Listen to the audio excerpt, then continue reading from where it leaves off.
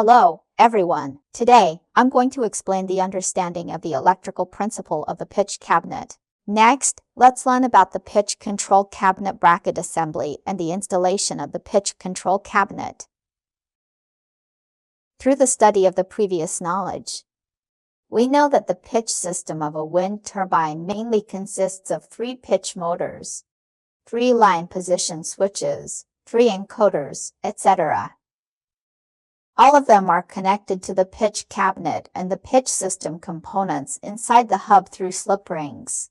Due to the large number of control components, we break down the whole into parts. Distributed solution. Let's first take the control circuit of the pitch motor as an example to learn the electrical principle and the method of reading diagrams. 1. Electrical components of the pitch system. 1. Pitch motor. The pitch motor provides torque for the pitch reducer.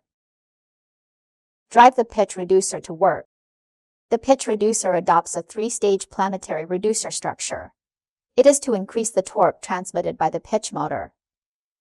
Then drive the blades. Change the pitch angle of the blade. 2. Pitch encoder. The pitch encoder collects the rotational position signal of the pitch bearing. It is conveyed to the main control system through a slip ring. 3. Pitch limit switch. The pitch limit switches are 91° and 95° hard limit switches for the blades. It ensures the safety of the blades during the rotation process. 4. Photoelectric switch. The photoelectric switch is a type of proximity switch. The photoelectric switch in this system is mainly for pitch limit. The photoelectric switch uses optical fibers for both transmission and reception. 2. Lead wires of pitch electrical devices.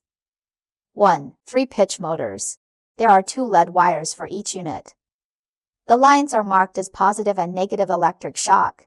Second, there are 6 single-line position switches for the optical fiber amplifier, with a total of 3 lead-out wires, marked as positive power supply, negative power supply, signal, 3 rotary encoders.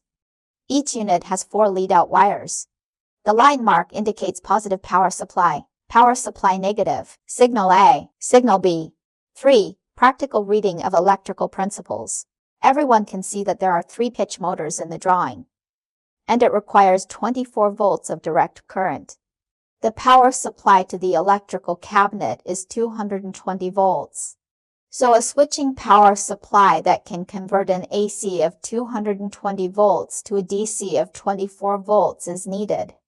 In addition, all the lines are to ensure safety. A main circuit breaker needs to be added to each. For discrete control, circuit breakers should also be added to the pitch system and the pitch motor respectively. Finally, to prevent short circuits in the lines, fuses need to be added to the branch as short circuit protection.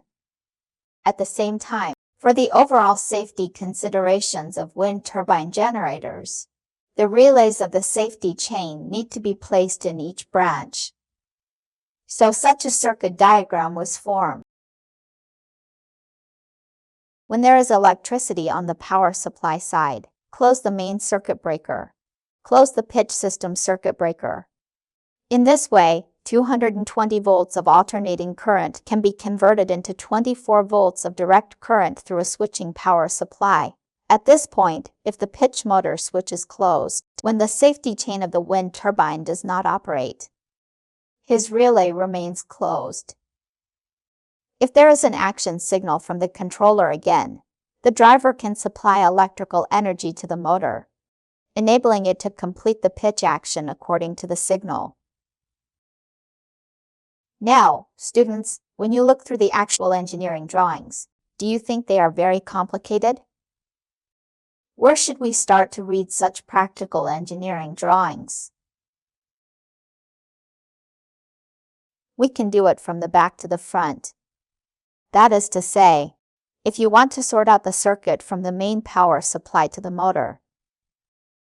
Let's find the motor first. Search for the main power supply along the end line. So we've found the motor.